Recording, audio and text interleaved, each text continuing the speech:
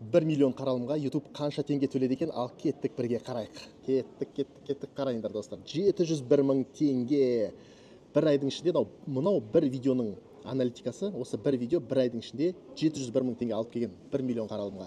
Ал енді доход деген вкладканы басып көре бастайық. Қай кезде монетизация жүре бастаған? Міне достар, мына кезде монетизация қосты 7 сентябрьда. И одан кейін міне кетіп, міне қазір мына жерде соңғы аналитика 10 октябрь. Грубо айтқанда, общем, бір айдың ішінде 701 мың теңге алып келген бұл бір видео.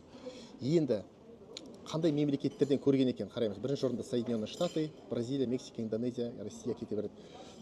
В общем, бірінші орында Америка тұр бізде, және де бұл видеоның ұзындығы 18 минут и удержание 5 минут 46 секунд. Соның өзінде де осындай табыс. И қазір біз RPM-ді қарасақ, достар, RPM 703 теңге. В общем, RPM бұл жерде $1 жоғары.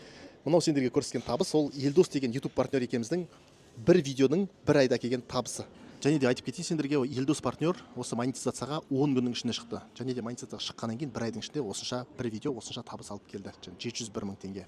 Сондықтан, егер де сендер де менің YouTube партнерім болып, менімен бірге YouTube'дан ақша тапқыларың келсе, маған Instagramға YouTube партнер деп жазыңдар. Қазір осы октябрь айында менде бір-ақ орын қалды осы YouTube партнерствоға.